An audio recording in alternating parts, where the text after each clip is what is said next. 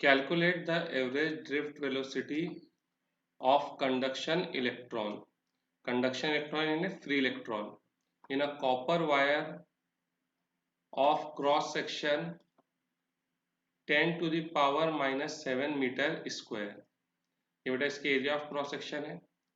Carrying a current of 1 ampere. Assume that each copper atom contribute one conduction electron।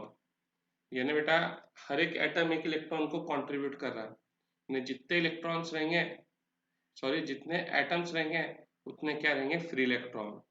इसने density of copper दिया है और उसका atomic mass दिया है।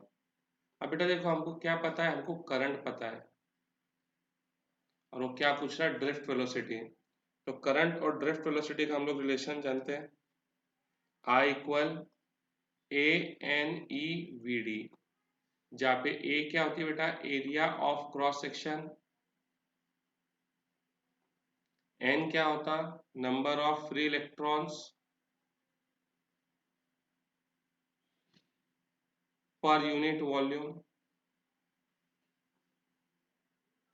E क्या होता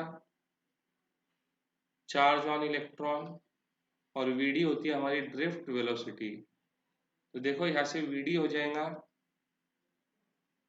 I अपॉन ANE। अब बेटा इसके अंदर हमको I पता है, A पता है, E पता है, N पता नहीं है, यानी N हमको निकालना है। बेटा N क्या रहेंगे number of free electrons per unit volume, per unit volume. ठीक है, N है number of free electrons per unit volume.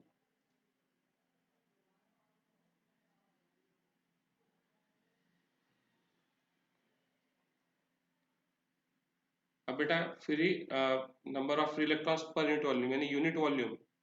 तो क्या करो बेटा यूनिट वॉल्यूम का मास निकाल लो, यूनिट वॉल्यूम का मास निकाल लो, यानी mass of unit volume of copper. अब बेटा डेंसिटी क्या होती है मास अपॉन वॉल्यूम। तो बेटा मास क्या हो जाएगा डेंसिटी इंटू वॉल्यूम। तो देखो बेटा इसकी डेंसिटी कितनी है, इसकी डेंसिटी है 9 into 10 to the power 3 kg per metre cube into volume. Volume कितना कर दिया बेटा हमने यूनिट कर दिया, यानी 1 कर दिया वॉल्यूम 1 मीटर क्यूब। तो ये मास हो गया। अब इसमें देखो कितने एटम्स है, number of atoms of unit volume. ठीक है, अब बेटा बेटा देखो नंबर ऑफ एटम्स कैसे निकालते हैं। तो याद करो बेटा हम लोग एक फॉर्मूला पढ़ते थे number of moles. Number of moles का फॉर्मूला रहता था given mass upon molar mass, और एक रहता था given number of particles upon Avogadro number of particles. ठीक है, अब गिवन मास कितना है, तो बेटा इसका गिवन मास है 9 इंटू 10 टू दावर 3 kg, ये गिवन मास। ठीक है, अपॉन में मोलार मास, मोलार मास कितना है 63.5 ग्राम, ये इसका मोलार मास है। ये एवोगेड्रो नंबर को यहाँ भेज दो, ये Avogadro number 6.022 into 10 to the power 23। तो ये क्या हो जाएंगे तुम्हारे गिवन नंबर ऑफ पार्टिकल्स। अब पार्टिकल्स बेटा तुम्हारे एटम भी हो सकते हैं, आयंस भी हो सकते हैं, मॉलिक्यूल भी हो सकते हैं। राइट नाउ इस क्वेश्चन में हम किसकी बात कर रहे हैं एटम की। तो गिवन नंबर ऑफ पार्टिकल्स यानी गिवन नंबर ऑफ एटम्स। ठीक है, अब देखो बेटा 9 इंटू 10 टू दावर 3, बेटा ये केजी है और ये ग्राम है, तो केजी को ग्राम में ला लो।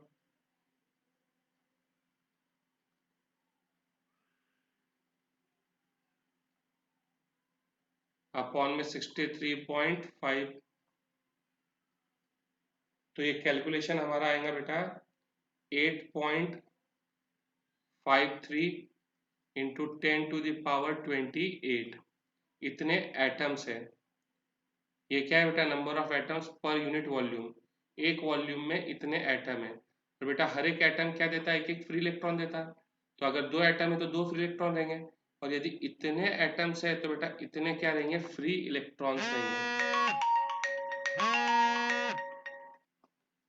तो बेटा जितने एटम्स रहेंगे उतने क्या रहेंगे? फ्री इलेक्ट्रॉन्स रहेंगे। तो नंबर ऑफ एटम्स क्या थे बेटा? पर यूनिट वॉल्यूम थे। तो यहाँ से जो इलेक्ट्रॉन्स आएंगे वो भी क्या आएंगे? Number of free electrons per unit volume आएंगे। कितने हो जाएंगे बेटा? 8.53 इंटू 10⁻28। ठीक है। अब देखो बेटा ड्रिफ्ट वेलोसिटी क्या होती है बेटा? I upon A N E. और यहाँ पे बेटा I करंट कितना है? तो देखो बेटा क्वेश्चन में करंट दिया है उसने हमको 1 एम्पियर करंट दिया है। ए क्या है? एरिया ऑफ क्रॉस सेक्शन, ये भी दिया है 10⁻⁻7। एन क्या है? Number of free electrons per unit volume, जो कि कितना है? 8.53 इंटू 10⁻28। ई की वैल्यू बेटा 1.6 इंटू 10⁻⁻19। तो ये हो जाएगा बेटा देखो -7 और 28 कितना हो जाएगा? 21। 21 माइनस 19 कितना हो जाएगा? 2। 16 3 जा 48, 4 कैरी। 16 5 जा 80 और 4 84, 8 कैरी। 16 8 जा 128, 128 और 8 136। 3 नंबर देखो डेसिमल के बाद कितने डिजिट है? 3। तो पीछे से 3 डिजिट के बाद डेसिमल लगा दो। और बेटा आप इसको डिवाइड कर लो, इतना तो डिवाइड करते आता है तुमको। डिवाइड करने के बाद हमारा आंसर आएगा 7.33 इंटू 10⁻⁻4 मीटर पर सेकेंड। ठीक है। तो बेटा ये अच्छे क्वेश्चनों में से है।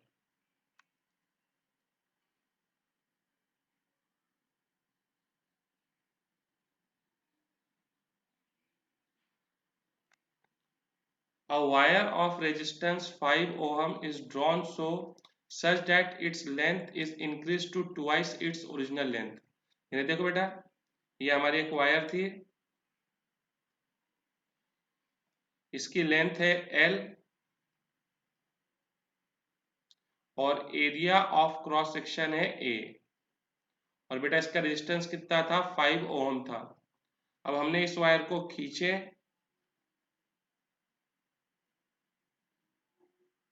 खींच के लंबा किया भाई इसको। इसकी लेंथ खींच के कितना करे? L से 2L कर दिए। बेटा जब तू वायर को खींचेगा तो उसकी एरिया तो बिल्कुल चेंज होंगी। अब इसका क्या रेजिस्टेंस होगा हमको ये बताना है।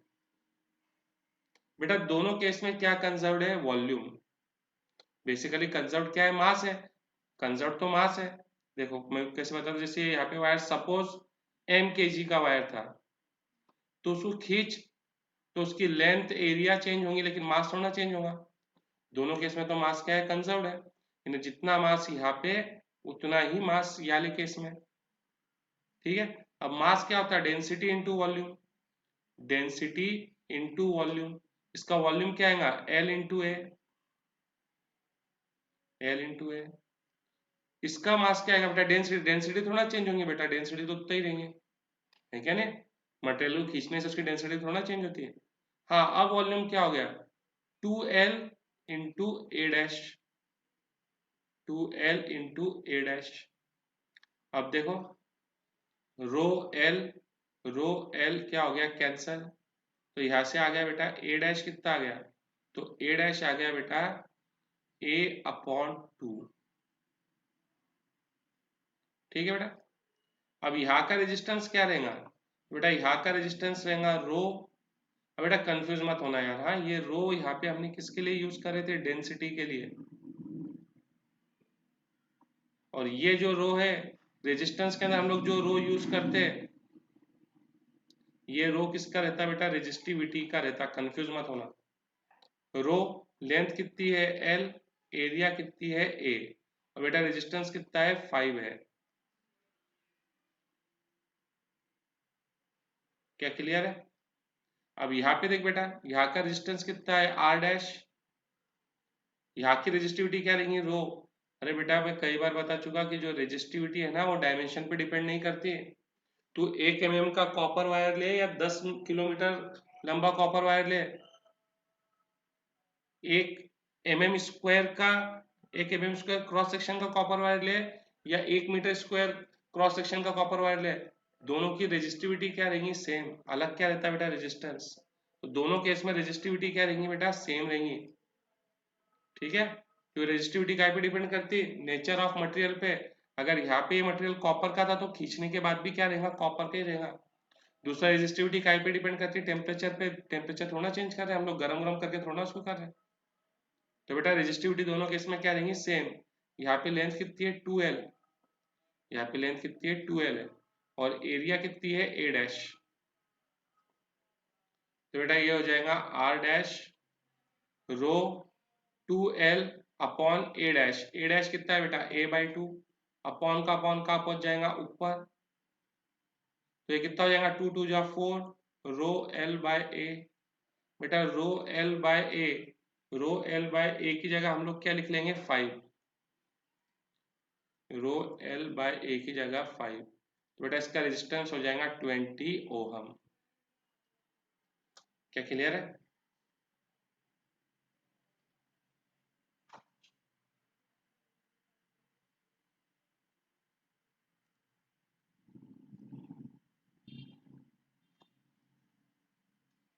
बेटा देखो,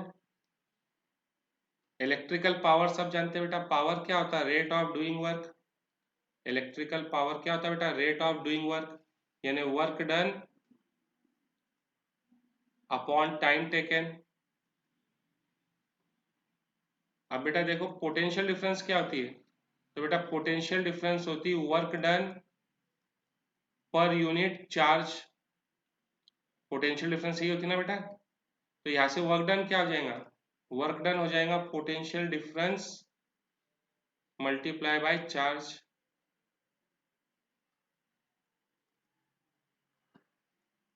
अब पोटेंशियल डिफरेंस क्या है बेटा? V। Charge per unit time. Charge per unit time क्या होता है बेटा? करंट। तो पावर क्या हो जाता है? V इंटू आई। याद करो बेटा, तो सब 10th में पढ़े हमने। अब V की जगह पे मैं क्या लिख सकता? IR। V equal to IR, यही तो ओम्स लॉ है। तो यहाँ पे IR डाल दो, तो IR इंटू आई, यानी पावर हो जाएगा I²R।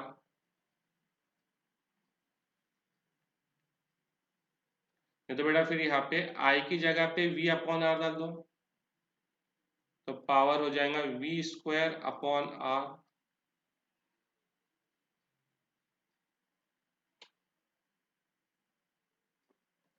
याद है बेटा?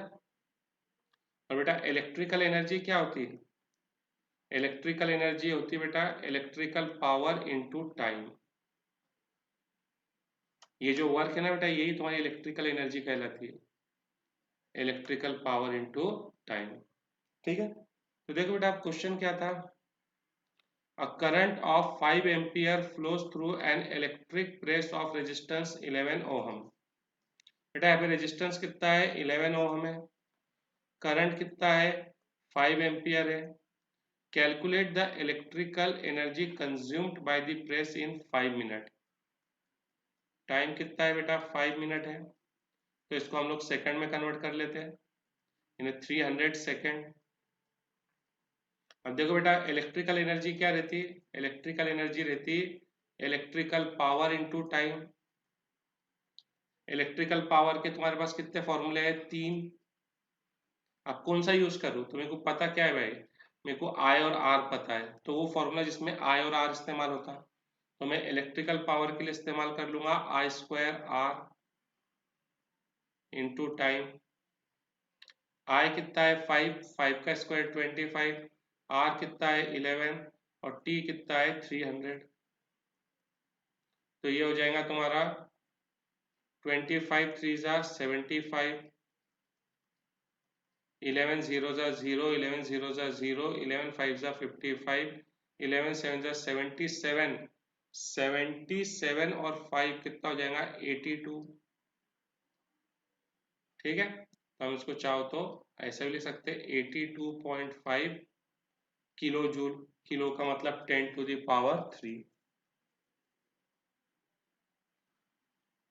क्वेश्चन है find the current drawn from this cell. यानी इस सेल से कितना करंट निकाल रहा है बेटा, हमको ये बताना है। अब देखो बेटा,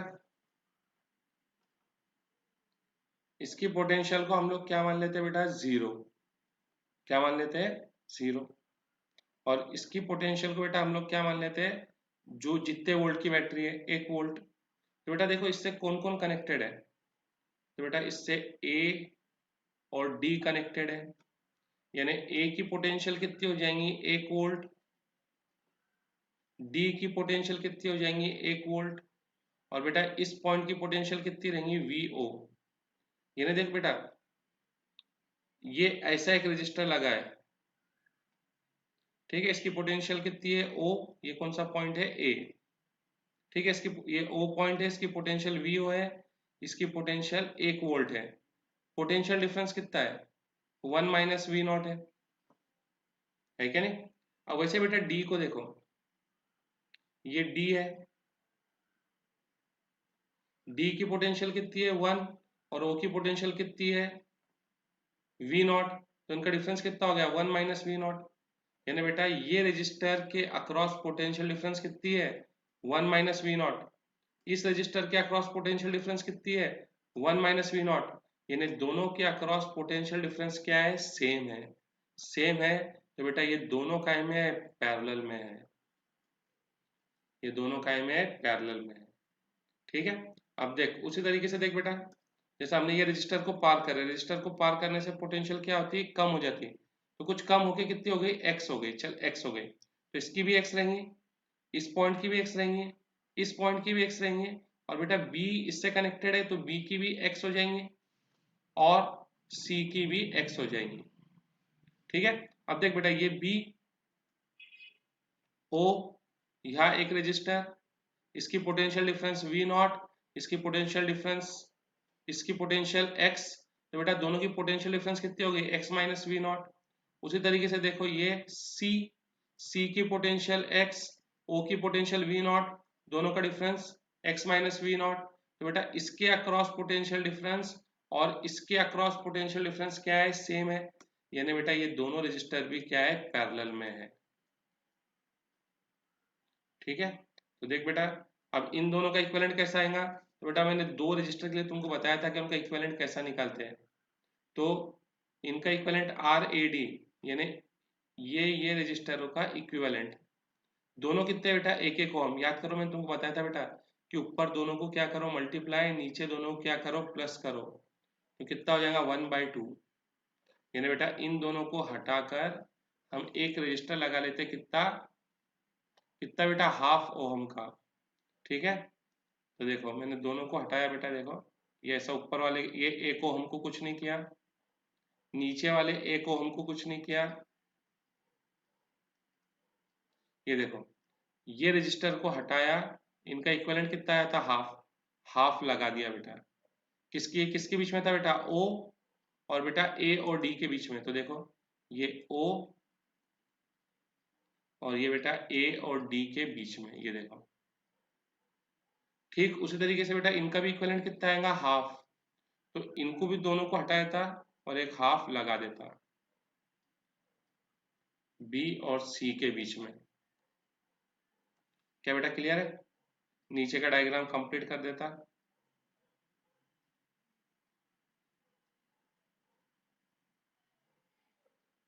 अब बेटा देखो ये हाफ और हाफ ये काय में सीरीज के अंदर है, तो इनका इक्विवेलेंट कैसा आ जाएगा, दोनों को ऐड करके। तो हाफ और हाफ कितना हो जाएगा 1। ठीक है बेटा।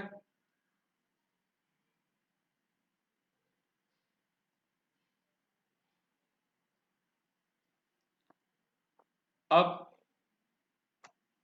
ये तीनों काय में बेटा पैरेलल में है, तो इनका इक्विवेलेंट कितना आएगा? तो बेटा देखो, अगर दो रहते, एक जैसे है और दो है, तो इनका इक्विवेलेंट कितना आता था? 1/2।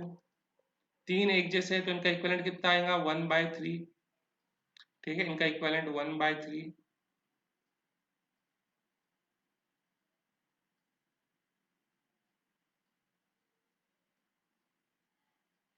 ठीक है।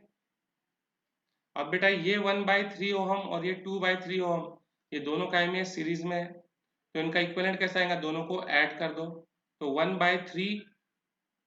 1/3 प्लस 2/3 यानी 3/3 यानी 1 volt.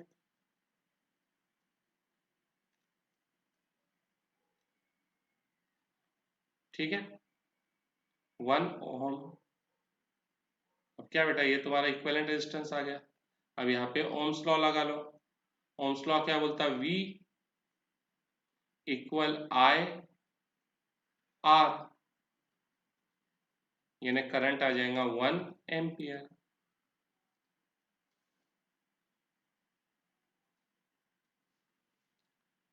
A battery of EMF E and internal resistance small r। एक बैटरी है, इसका EMF है E और इंटरनल रेजिस्टेंस है small r, gives a current of 0.5 ampere with an external resistance of 12 ohm. बेटा जब हम इसको 12 ओहम के रजिस्टर के साथ ज्वाइन करते हैं तो ये करंट देता, कितना करंट देता? 0.5 एम्पियर का। ठीक है बेटा। अब करंट क्या रहता? मैंने पहले बताया, करंट होता net EMF upon net resistance. यहाँ पे करंट कितना है बेटा? 0.5। नेट ईएमएफ कितना है? एक ही बैटरी है तो उसका ईएमएफ ही नेट ईएमएफ हो जाएगा। और नेट रेजिस्टेंस, तो दो रजिस्टर है और दोनों सीरीज में है, तो इनको ऐड कर दो, 12 प्लस आर। क्या क्लियर है? तो देखो यहाँ से E हो जाएगा 0.5 into 12 plus R, and a current of 0.25 ampere with an external resistor of 25 ohm. इन्हें सेम बैटरी है, वही बैटरी जिसका ईएमएफ E था, इंटरनल रेजिस्टेंस R, इसको हमने किससे जोड़े? 25 ओहम की बैटरी से ज्वाइन कर दिए। तो ये अब कितना करंट देता बेटा? 0.25। फिर से वही बात बेटा, करंट करंट कितना है? 0.25। नेट ईएमएफ, एक ही बैटरी है तो उसका ईएमएफ ही नेट ईएमएफ हो जाएगा। रजिस्टर कितने हैं? दो, दोनों का में सीरीज में, तो नेट कैसा आएगा? दोनों को ऐड करके मल्टीप्लाई करो तो E हो जाएगा 0.25 25 प्लस R। अब बेटा मैं क्या करता? दोनों की रेशियो ले लेता, 1 और 2 की, 1 और 2 की दोनों की रेशियो ले लेता, क्योंकि देखो बेटा दोनों के अंदर क्या है? सेपरेट में E है, तो रेशियो लेने में E क्या हो जाएगा? कैंसल। E अपॉन ये दोनों की रेशियो ले लिया मैंने,